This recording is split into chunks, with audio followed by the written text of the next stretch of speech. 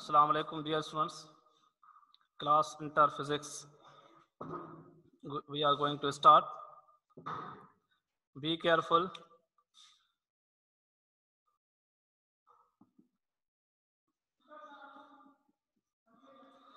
Physics class inter start कर रहे हैं. आज कुछ हम एमसीक्यूज भी करेंगे. मेरे पास कुछ एमसीक्यूज हैं, वो हम करेंगे. आप भी करने की कोशिश करें ज़रूर इनको.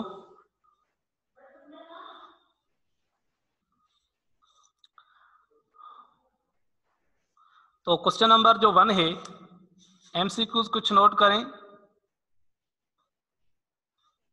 क्वेश्चन नंबर है 1. Coulomb's law is only applicable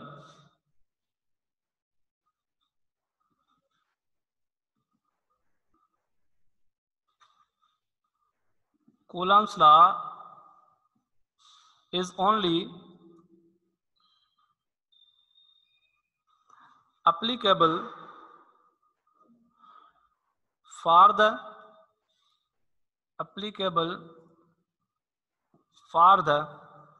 option है यहाँ पर.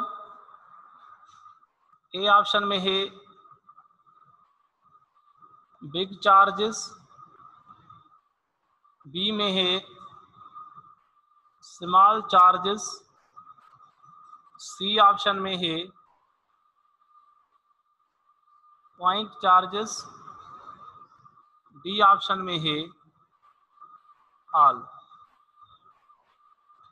क्वेश्चन नंबर 2 है. क्वेश्चन नंबर है 2.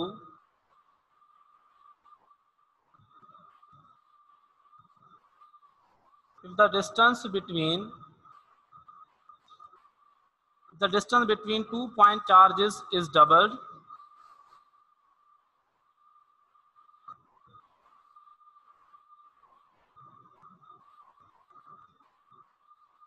the distance between 2 point charges is doubled, the force between them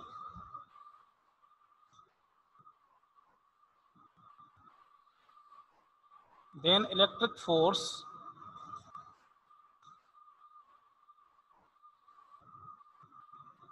between them will become, option हैं डबल्ड,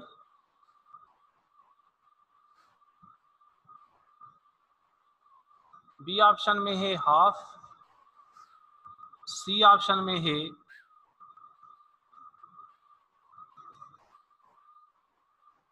1/4, डी ऑप्शन में है 4 times. Question number है 3.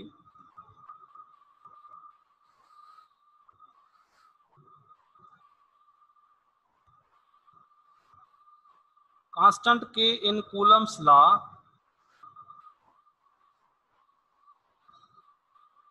Constant के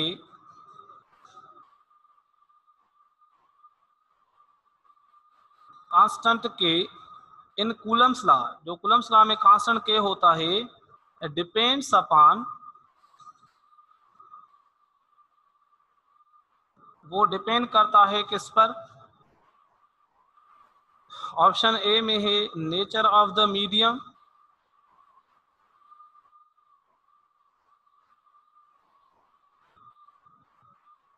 ऑप्शन बी में है सिस्टम ऑफ यूनिट्स,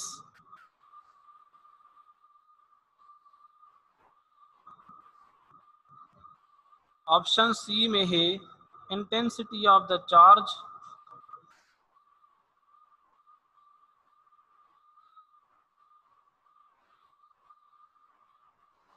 और ऑप्शन डी में है both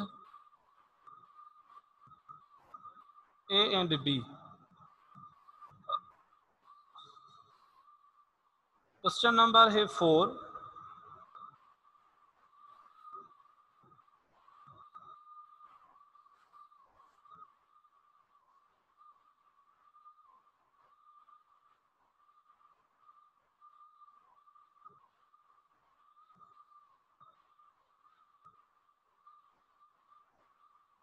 The value of relative permittivity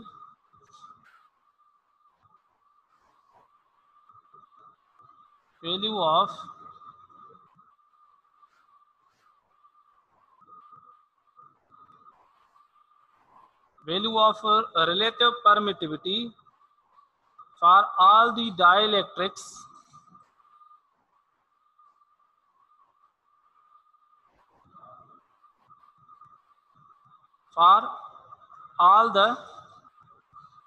dielectrics is always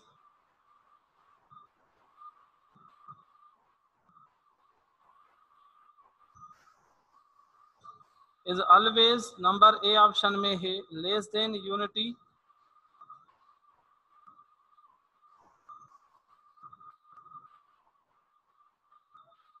B option में है ग्रेटर देन यूनिटी,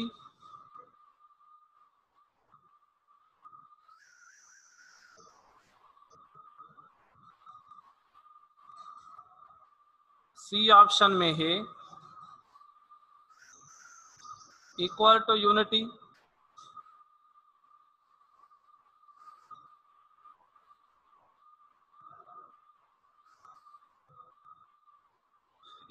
यूनिटी,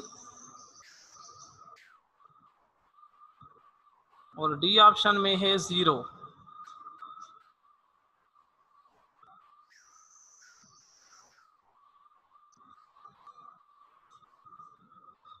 इसी तरह से क्वेश्चन नंबर है 5,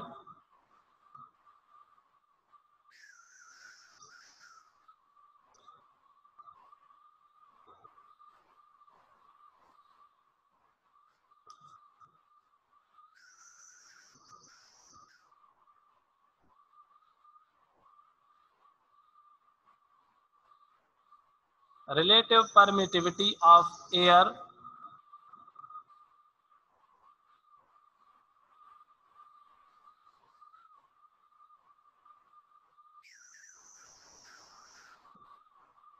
is number A 8.85 into 10 power minus 12 coulomb square upon newton metre square, B option में है 9 into 10 power 9 coulomb square upon newton metre square, C option में है 1.0006, बी ऑप्शन में है 81। क्वेश्चन नंबर है 6,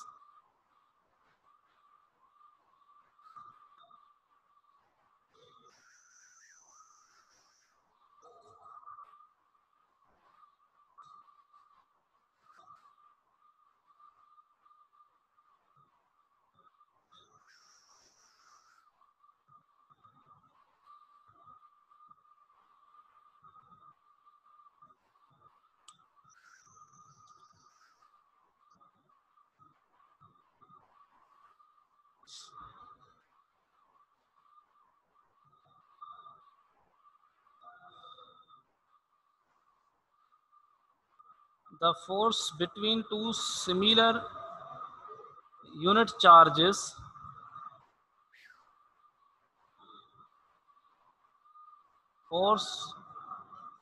between two similar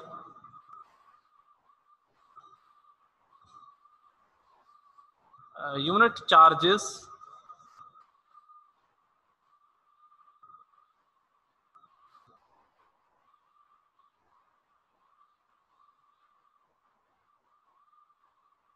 placed 1 meter apart in air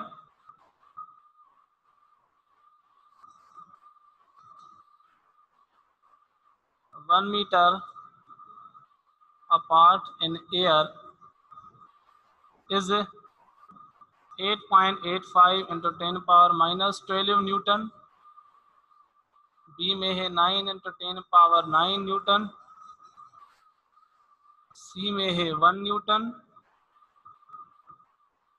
D में है 1/9 × 10⁻9 Newton. Question number है 7।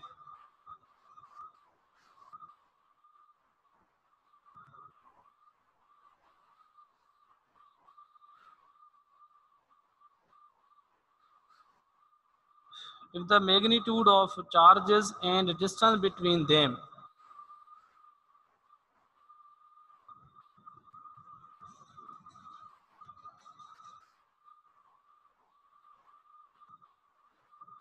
magnitude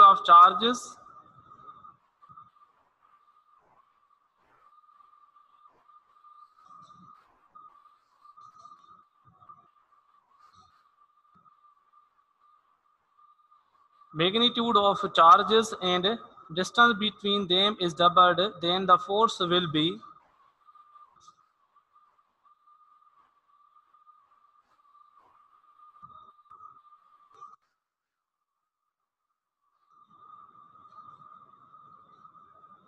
number A, doubled,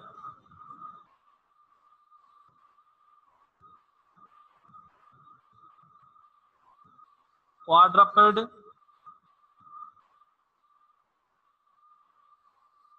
half,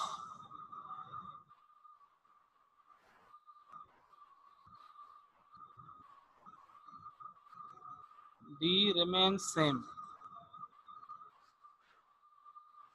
तो ये 7 क्वेश्चंस हैं। एक दो और प्रॉब्लम, अभी एक दो और क्वेश्चन है लेकिन वो मैं बाद में आपको बताता हूँ।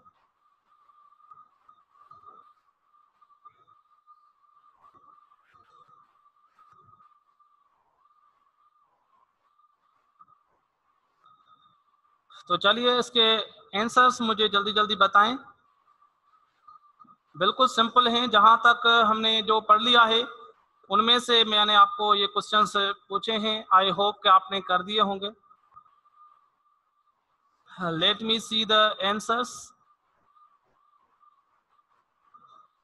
ओके, सारा शबी ने आंसर दिए हैं और जवेरिया, मविश, अवैस करनी, किरण, महनाज जलाल, सीमा, सानिया, ओके, तुषार राय, हसन रजा मला, ऑलमोस्ट आंसर्स आ गए हैं। जल्दी जल्दी अपना हिस्सा शामिल करें, इसमें कंट्रीब्यूट करें आंसर्स में। कोशिश करें कि सारे एक साथ आप आंसर दें, लिस्ट में एक साथ आंसर की बनाएं और उसके बाद सेंड करें तो अच्छा होगा। Hurry up.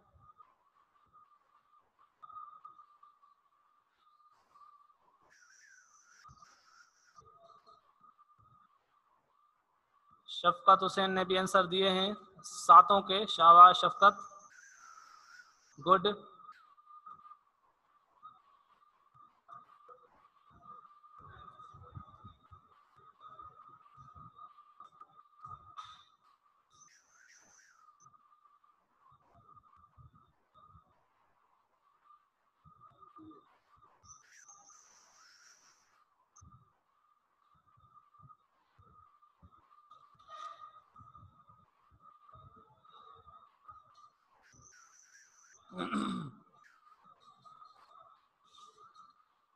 ओके, मैं यहाँ पर सॉल्व करता हूँ, वेरीफाई करते जाएं।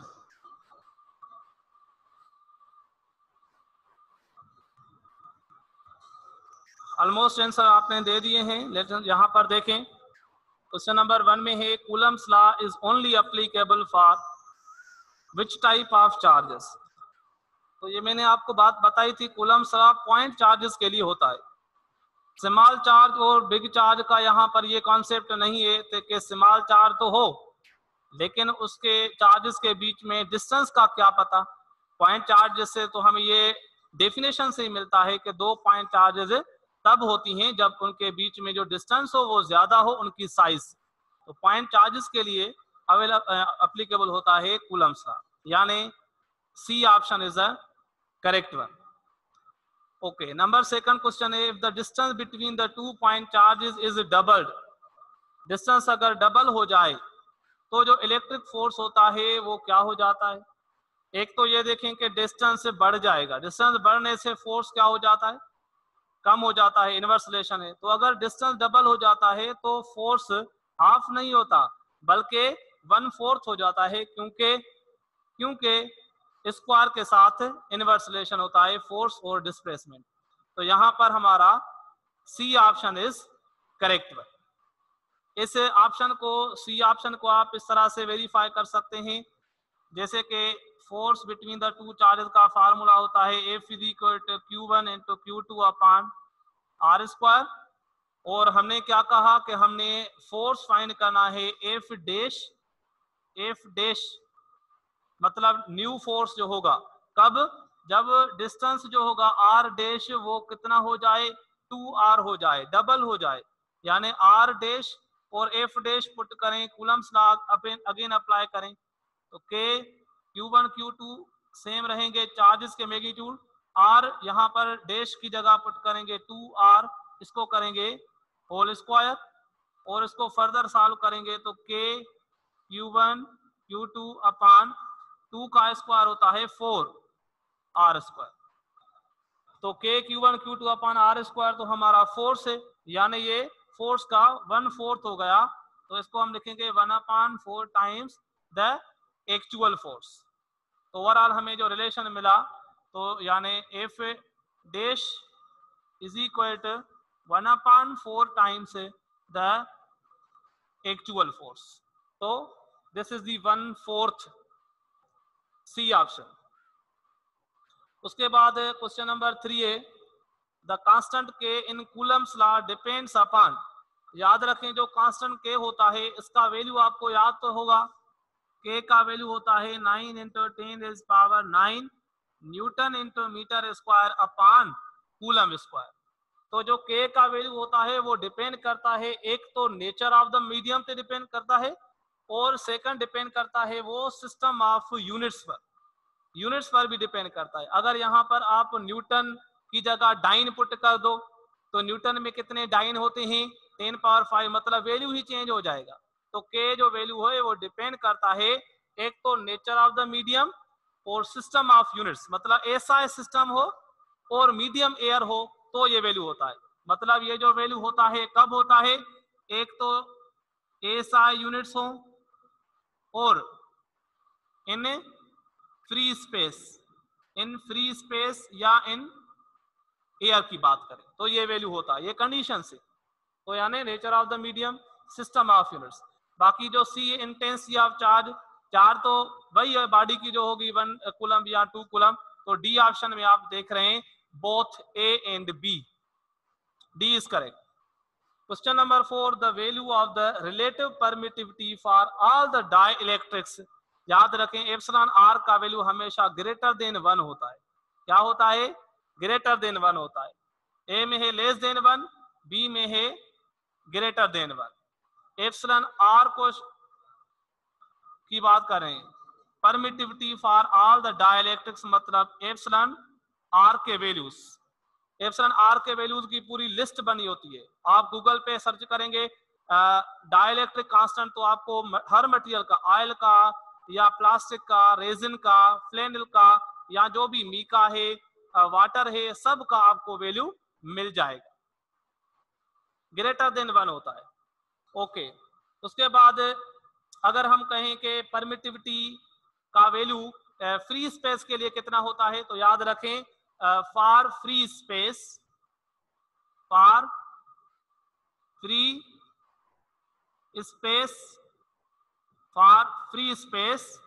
The value of epsilon r कितना होता है, 1 होता है। For free space dielectric constant और permittivity, relative permittivity epsilon are is equal to 1 होता है। ठीक है, ओके आगे प्रोसीड करते हैं। क्वेश्चन नंबर 5 में रिलेटिव परमिटिविटी ऑफ एयर का वैल्यू कितना होता है, याद रखें 1.006 होता है रिलेटिव परमिटिविटी। आपसे परमिटिविटी ऑफ एयर नहीं पूछ रहा, आपसे पूछ रहा है रिलेटिव परमिटिविटी। एप्सिलॉन आर पूछ रहा है, एप्सिलॉन आर एयर का वैल्यू 1.0006 होता है, किसके लिए, एयर के लिए। तो मुझे बताएं ये वैल्यू है 1 ये वैल्यू है 1.0006, तो इन दोनों में कितना डिफरेंस है, बिल्कुल नेग्लिजिबल। इसलिए हम कहते हैं कि फ्री स्पेस और एयर में जो एप्सिलॉन नॉट है वैल्यू वो इतना चेंज नहीं होता, नेग्लिजिबल होता है। ठीक है, एयर के लिए आप याद रखें एप्सिलॉन आर का वैल्यू, एप्सिलॉन आर का वैल्यू किसके लिए, एयर के लिए। सबका याद ना भी रखें लेकिन कम से कम फ्री स्पेस का, एयर का और मेटल का फ्री स्पेस का वैल्यू, फ्री स्पेस नहीं बल्कि परमिटिविटी का वैल्यू मेटल के लिए होता है इन्फिनिटी। याद रखें, मोस्ट इंपॉर्टेंट पॉइंट आपको बताने जा रहा हूं, for metal, for any metal the value of epsilon are is infinity होता है मेटल के लिए, क्योंकि हमारा जो एप्सिलॉन आर होता है वो नॉन कंडक्टिंग के लिए होता है, लेकिन मेटल की बात करेंगे तो वो इन्फिनिटी, मतलब सारे के सारे फोर्स को अपने में जज़ब कर लेता है, दूसरी चार्ज तक वो पहुंचाता ही नहीं। ठीक है, और क्वेश्चन नंबर 6 है the force between two similar unit charges placed 1 metre apart in air. तो मैंने आपको एक कूलम की डेफिनेशन में बताया था, जब एक कूलम चार्ज आपस में एक दूसरे के पास 1 मीटर फासले पे रखें वैक्यूम या एयर में, तो उनके बीच में फोर्स होता है 9 × 10⁻⁹ न्यूटन का। B option is correct one. और यहाँ पर ये जो मैंने डी लिखा है 81, ये वाटर के लिए होता है एप्सिलॉन आर का वैल्यू। 81 किसके लिए होता है, फॉर वाटर। वाटर का रिलेटिव परमिटिविटी वैल्यू होता है 81। याद रखें ये point, epsilon are is equal to 81 किसके लिए, फॉर वाटर। ओके, उसके बाद आते हैं question number 7, if the magnitude of the two charges and distance between them is doubled. अब मैग्नीट्यूड भी डबल करो, डिस्टेंस भी डबल करो, तो उनको सिंप्लीफाई करेंगे तो हमारा रिजल्ट सेम आएगा, मतलब force will remain same. Option number D is correct.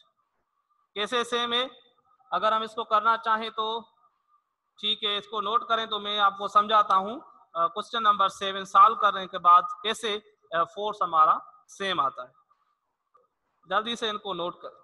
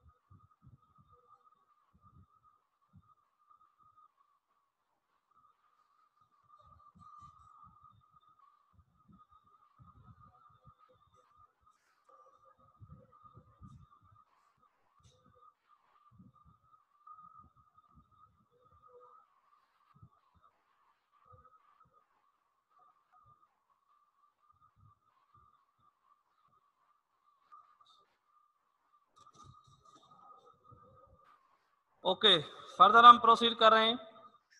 इस चैप्टर पे बहुत सारा ध्यान देना है आपको। अगर ये चैप्टर समझ में नहीं आया तो इंटर फिजिक्स में आगे कोई भी तवक्कुआत ना रखें। Chapter number 12 is most important chapter from every point of view.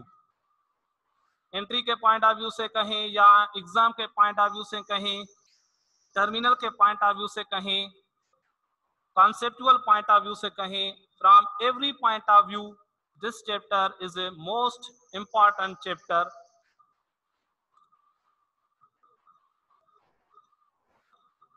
Okay, तो मैं आपको ये बता रहा था क्वेश्चन नंबर 7 में द मैग्नीट्यूड ऑफ चार्जेस। अब याद रखें, जैसे फोर्स अगर फार्मूला अप्लाई करें कूलम्स लॉ के Q1 Q2 upon R square, ये हमने क्या किया, से सपोज दोनों ही पॉजिटिव चार्जेस कंसीडर किए हैं, इनके बीच में डिस्टेंस है R और ये फोर्स लगा रहे हैं एक दूसरे पर रिपल्सिव F। तो इस चार्ज का वैल्यू Q1 तो रखते हैं, यहाँ पर रखते हैं Q2। अब हम क्या करते हैं, Q1 को भी डबल करते हैं Q1 को डबल करते हैं, मतलब यहाँ पर Q1 डैश लिखते हैं, जो चार्ज हम लेते हैं उसका वैल्यू अब डबल हो गया है, ट्वाइस ऑफ Q1, और Q2 डैश इसका वैल्यू भी हम 2Q2 मतलब उसको डबल कर लेते हैं, और इनके बीच में जो डिस्टेंस है R डैश वो भी कितना हो गया है, 2R हो गया है। तो अब फोर्स फाइंड करें तो F is equal to K, यहाँ पर F डैश रखेंगे तो यहाँ पर रखेंगे Q1 डैश Q2 डैश अपान R डैश स्क्वायर। ठीक है, यहाँ पर चार्जेस भी चेंज हो रही हैं और डिस्टेंस भी चेंज हो रहा है। यहाँ पर रखेंगे value F dash equal to K, Q1 dash यानी कितना किया है हम चार्ज को, डबल किया है 2Q1, और दूसरी चार्ज भी कितनी किए वो भी डबल कर दिए, और डिस्टेंस भी कितना डबल 2R इसका होल स्क्वायर। सिंप्लीफाई करेंगे K, यहाँ पर 2 to the 4 को आप पहले लिख सकते हैं, यहाँ पर Q1 Q2 अपान में 2 का स्क्वायर 4 R स्क्वायर, 4 4 से कैंसिल आउट हो गया, बाकी आपका जो F डैश हो गया वो बचा K Q1 Q2 अपान R स्क्वायर, यानी जो एक्चुअल फोर्स था उसी के बिल्कुल क्या आया, बराबर है। तो चेंज नहीं हुआ क्योंकि हमने दोनों को चेंज किया है।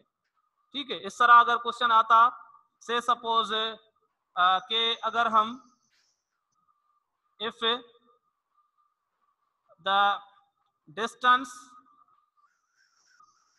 इज ट्रिपल्ड, डिस्टेंस को हमने थ्राइस कर दिया है, डिस्टेंस इज ट्रिपल्ड, डबल नहीं बल्कि ट्रिपल्ड, उसको थ्राइस कर दिया है, but charges are same, charges same है लेकिन डिस्टेंस को हमने ट्रिपल कर दिया है। तो मुझे बताएं जो न्यू फोर्स होगा वो एक्चुअल फोर्स के कितना गुना हो जाएगा, 1/9 टाइम हो जाएगा, 1/9 हो जाएगा। क्यों? क्योंकि यहाँ पर हमने Q1 और Q2 को चेंज नहीं किया, डिस्टेंस जो R डैश है उसको 3R करना है, thrice of the original distance. F dash put करेंगे K Q1 Q2 अपान R स्क्वायर, फार्मूला यहाँ पर R की जगह क्या रखना है, 3R रखना है, यहाँ पर रखेंगे 3R और स्क्वायर, K Q1 Q2 अपान 3 का स्क्वायर होता है 9R स्क्वायर, तो ये आपका 1/9 times F is equal to F dash. तो अगर डिस्टेंस को बढ़ाएंगे तो फोर्स कम होता जाएगा, और अगर डिस्टेंस को कम करेंगे तो फोर्स बढ़ जाएगा। इसी तरह का एक और क्वेश्चन है मेरे पास, क्वेश्चन नंबर 8, बस ये लास्ट क्वेश्चन आप करके दिखाएं, फिर हम चलते हैं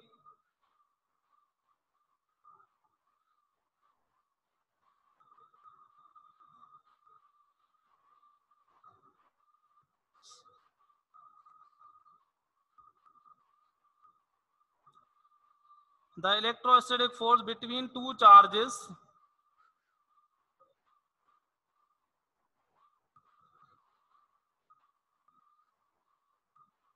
electrostatic force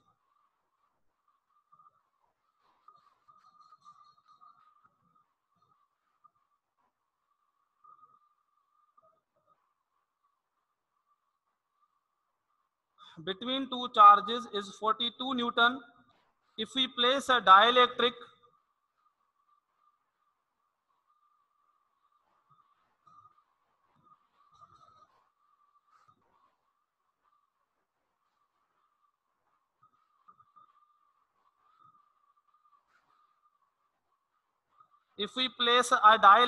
of constant 2.1 between the charges,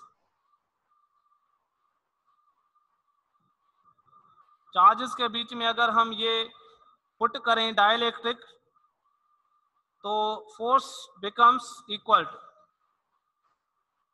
then force will become, force क्या हो जाएगा, यहाँ पर कुछ वैल्यूज हैं, ए ऑप्शन में है 42 न्यूटन, बी में है 88.2 न्यूटन, सी ऑप्शन में है 2 न्यूटन, और डी ऑप्शन में है 20 न्यूटन। चलिए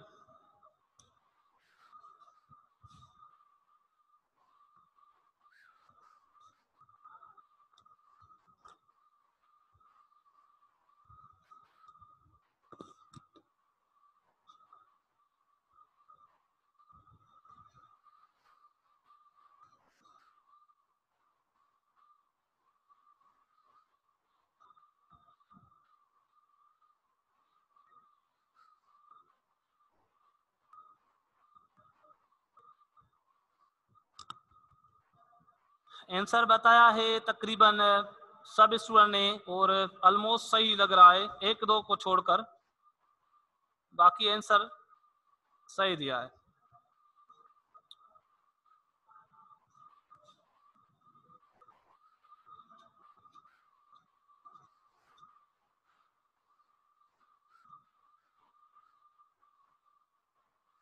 ओके, तो देख लेते हैं इसको। यहां पर देखें, इलेक्ट्रोस्टैटिक फोर्स जो है बिटवीन द चार्जेस कितना है, 42 न्यूटन।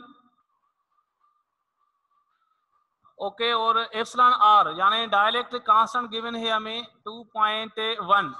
तो हमसे पूछ रहा है बताएं अब नया फोर्स क्या हो जाएगा। तो इनके बीच में आपको रिलेशन आना चाहिए। रिलेशन कौन सा था, एफ डैश इज इक्वल होता है 1 एप्सिलॉन आर इंटू एफ। जो एफ होता है उसको डिवाइड करें किसे, एप्सिलॉन आर से। यहां पर पुट करें वैल्यू, 1 में कितना है 2.1 multiply with the force 42 Newton. इसको बस सिंप्लीफाई करना है, पॉइंट को रिप्लेस करेंगे, यहां पर देंगे 0, तो ये हो जाएगा, या डायरेक्ट सिंप्लीफाई करें 1, यहां पर आएगा 20 newton is the new force when dielectric constant is placed. 20 newton आ गया आंसर, यानी option number D is correct. D option correct है, नोट कर लें इसको।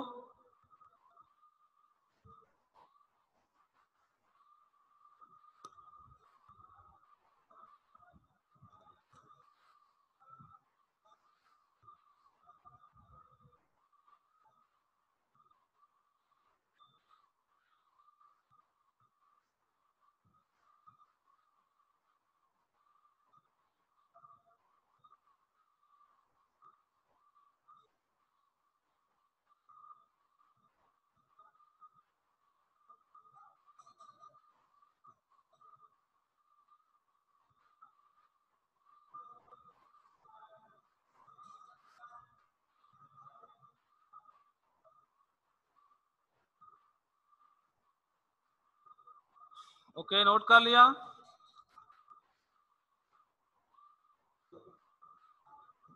अब हम करते हैं example number 12.3।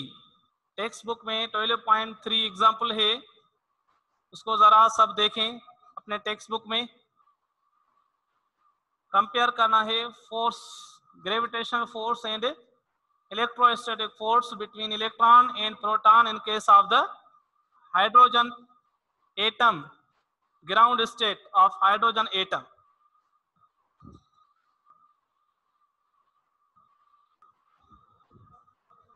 Twelve point three example में है distance between the electron and the proton of hydrogen atom is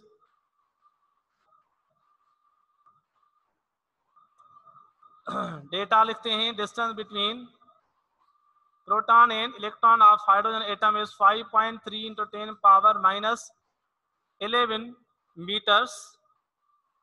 compare the electric and gravitational force. क्या करना है हमें, कंपेयर करना है electric force and gravitational force. Electric force due to charges होता है और gravitational force due to masses होता है। यानी हमें कंपेयर का वर्ड आ जाए तो आप इलेक्ट्रिक फोर्स को डिवाइड करेंगे। कंपेयर मतलब डिवाइड करना है with gravitational force, F E upon F G हमें फाइंड आउट करना है। बाकी हमें जो वैल्यूज हैं वो कुछ नहीं दिया गया। अब यहाँ पर देख रहे हैं तो कि सारे कांस्टेंट हैं।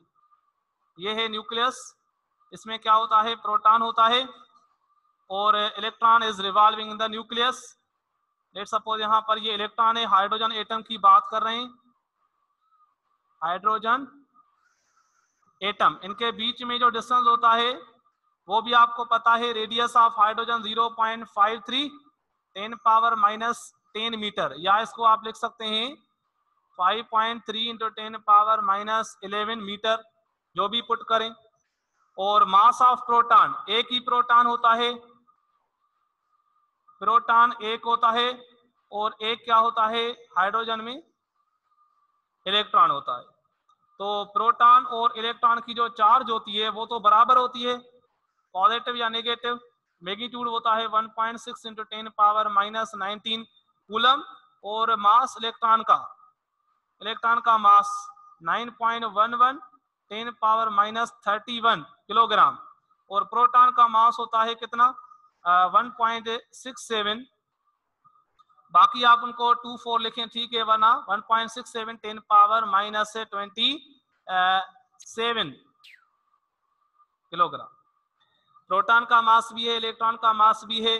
ग्रेविटेशन कांस्टेंट, कूलम्स कांस्टेंट का तो पता ही है आपको। कूलम्स कांस्टेंट है 9 into 10 power 9 newton metre square upon coulomb square, और ग्रेविटेशनल अगर कांस्टेंट पुट करें तो 6.67 10 power minus 11 newton into metre square upon kilogram square. यानी ये सारे कांस्टेंट आपको याद होंगे तभी आप प्रॉब्लम सॉल्व कर सकते हैं इन केस ऑफ हाइड्रोजन। तो लिखेंगे सॉल्यूशन, इलेक्ट्रिक फोर्स अगर फाइंड करना चाहें तो फार्मूला क्या होता है, के कांस्टेंट और charge of electron and charge of proton. दो चार्ज पार्टिकल है ना, उनकी चार्ज को ई से शो करते हैं। E is the charge on electron और चार्ज ऑन प्रोटॉन। यानी हमने Q1 Q2 इसकी जगह हमने ई पुट किया, ई इज अ चार्ज, तो यहाँ पर ई इंटू ई अपान में आर स्क्वायर डिस्टेंस, ठीक है, इसको नाम दिया इक्वेशन नंबर 1। और उसके बाद हम क्या करते हैं, ग्रेविटेशन फोर्स का फार्मूला कौन सा, कैपिटल जी मास 1 इंटू मास 2, यानी mass of electron mass of proton M E into M P upon में आर स्क्वायर यानी डिस्टेंस स्क्वायर, ठीक है। और इसको कहते हैं इक्वेशन नंबर 2। अब 1 को 2 से डिवाइड करेंगे क्योंकि हमें रेशो चाहिए अपान में, तो क्या करेंगे, डिवाइड इक्वेशन नंबर 1 बाय 2। तो लिखेंगे electric force upon gravitation force is equal to, electric force को सिंप्लीफाई करें के इंटू ई स्क्वायर हो जाएगा, यहाँ पर रखेंगे के ई स्क्वायर अपान में आर स्क्वायर, और divided by G M E into M p mass of electron into mass of proton upon में आर स्क्वायर। अब यहाँ पर आर स्क्वायर कैंसिल हो जाएगा, यहाँ पर पुट करने की जरूरत है ही नहीं, आर स्क्वायर दोनों से कैंसिल हो जाएगा। बाकी पुट करेंगे values, electric force upon gravitation force मिल जाए, के का वैल्यू यहाँ पर हमारा बचा क्या, यहाँ पर बचेगा के ई स्क्वायर अपान यहाँ पर बचेगा G M E into M P, put करेंगे 9 into 10 power 9 into E, electron की चार्ज 1.6 इंटू 10 पावर माइनस 19, इसको होल स्क्वायर करेंगे अपान में कैपिटल जी का value 6.67 into 10 power minus 11, mass of electron 9.11 10 power minus 31, proton का मास 1.67 इंटू 10 पावर माइनस 27। अब इस सब को जो है सिंप्लीफाई करने के बाद आपको जो वैल्यू मिलेगा that is calculated value 2.2 into 10 is power 39, यानी हम कहेंगे कि 2.2 into 10 power 39 times electric force ज्यादा होता है फ्रॉम ग्रेविटेशनल फोर्स। इसलिए जब हम सेंट्रीपिटल फोर्स लेते हैं, इलेक्ट्रॉन रिवॉल्व कर रहा है, उसको सेंट्रीपिटल फोर्स प्रोवाइड होता है कहां से, फ्रॉम द इलेक्ट्रिक फोर्स और फ्रॉम कूलम्बिक फोर्स। तो हम लिखेंगे कि electric force is a 2.2 into 10 power 39 times greater than gravitational force. ये है एग्जाम्पल नंबर 12.3। तो जल्दी से इसको नोट डाउन करें, बहुत इंपॉर्टेंट है। एंट्री के पॉइंट ऑफ व्यू से आप वैल्यूज को जस्ट रट्टा मार सकते हैं, बाकी कॉन्सेप्ट आना चाहिए, कॉन्सेप्ट आना चाहिए।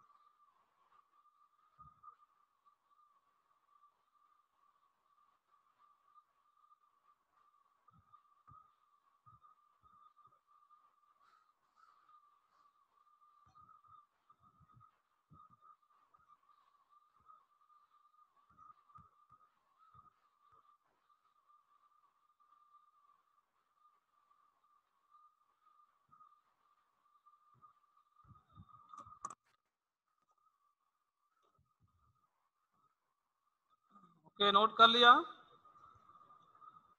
एक और लास्ट प्रॉब्लम कर लेते हैं, आज के क्लास का लास्ट प्रॉब्लम, और नेक्स्ट क्लास में हम इंशाल्लाह पढ़ेंगे प्रिंसिपल ऑफ सुपरपोजिशन। हमारे कोर्स का हिस्सा तो नहीं है, लेकिन प्रॉब्लम्स जो हैं उस पर ज़रूर हैं, तो आपको ये थोड़ी जानकारी होनी चाहिए कि प्रिंसिपल ऑफ सुपरपोजिशन होता क्या है। नेक्स्ट क्लास में हम पढ़ेंगे। सिर्फ एक प्रॉब्लम हम कर लेते हैं related with the today's topic. Question है, टू आइडेंटिकल चार्ज्ड, ठीक है, इसको आप क्लास वर्क समझें या आप इसको होमवर्क समझें। This is a question of the day. आज के दिन का क्वेश्चन बहुत ही इंटरेस्टिंग है, जरूर इसको ट्राई करें। Two identical charged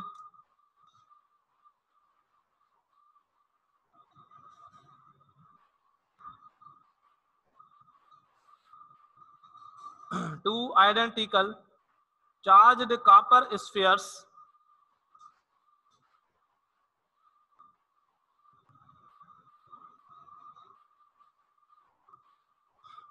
identical charge copper spheres A and B, उनके हम कुछ नाम रखते हैं, A and B उनके नाम रखें। A and B have their centers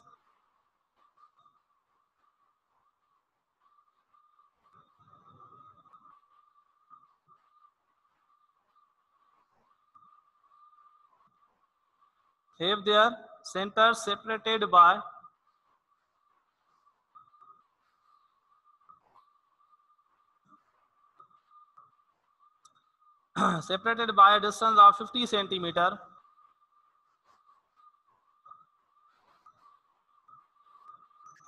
distance of 50 centimetre. उसके बाद कह रहा है कि a third sphere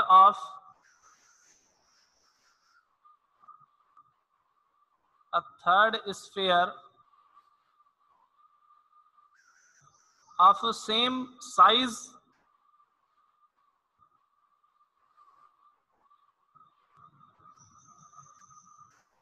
third sphere of same size but uncharged, size same है लेकिन अनचार्ज्ड है, is brought in contact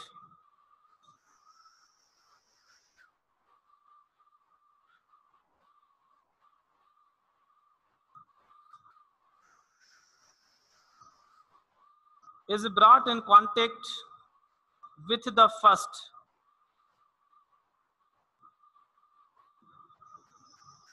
पहले वो uncharged sphere first A sphere के साथ टच करवाते हैं, कांटेक्ट में लाते हैं, then brought in contact with the second, उसके बाद सेकंड के with the first, then brought in contact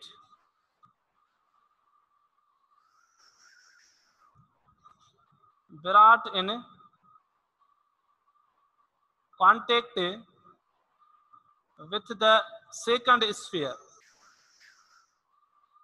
and finally removed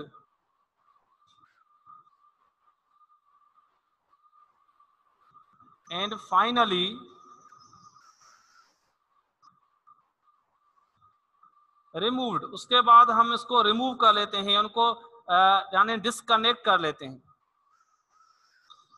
finally removed from both,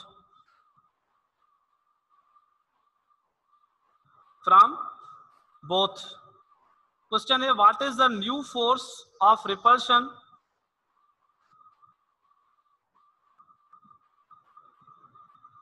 what is the new force of repulsion between A and B?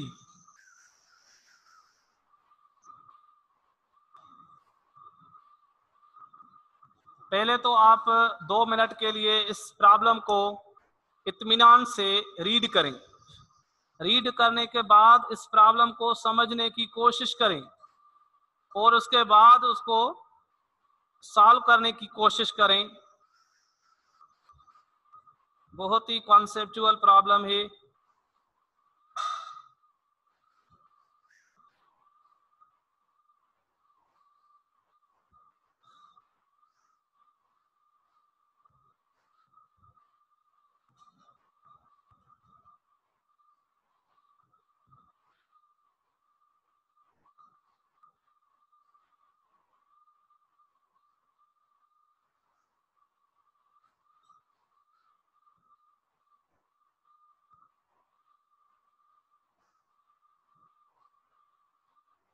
Javed आप पूछ रहे हैं कि आपने अभी जो सेंट्रीपिटल फोर्स के बारे में बताया वो रिपीट करें। ओके, मैंने बताया आपने केमिस्ट्री में 3rd चैप्टर में पढ़ा था, फर्स्ट ईयर में, इलेक्ट्रॉन रिवॉल्व करता है अबाउट द न्यूक्लियस, जैसे कि हाइड्रोजन एटम में, तो उस इलेक्ट्रॉन को रिवॉल्व करने के लिए सेंट्रीपिटल फोर्स रिक्वायर्ड होता है।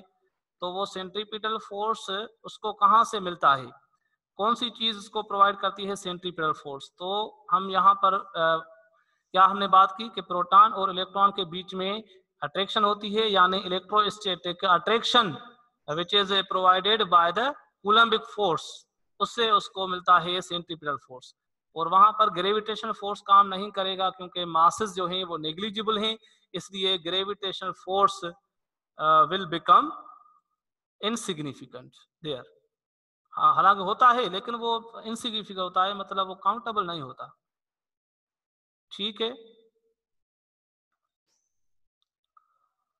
तो यहाँ पर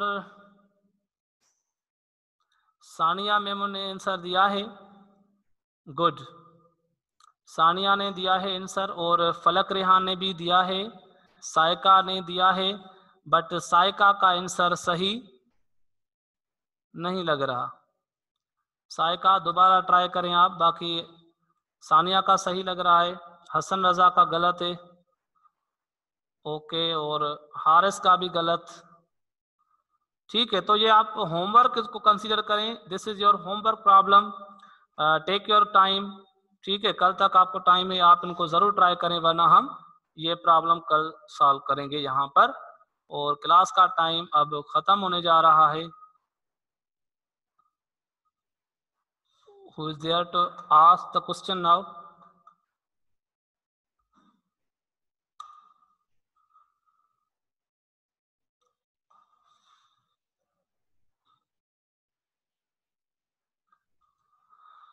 ओके बेटा, तो टाइम हमारा खत्म होने जा रहा है। अगर आपको कोई क्वेश्चन है तो आप कमेंट में पूछ सकते हैं।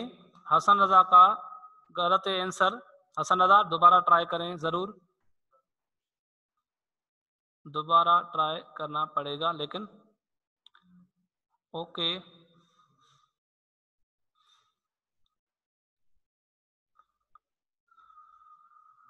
वजिया का गलत है,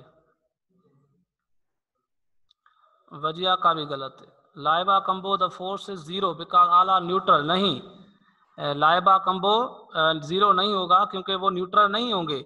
मैंने क्या कहा है कि दो बॉडीज चार्ज हैं ऑलरेडी, ए और बी तो चार्ज है ना, ए और बी को चार्ज है, लेकिन जो तीसरा थर्ड स्फीयर है उसको हमने अनचार्ज किया हुआ है।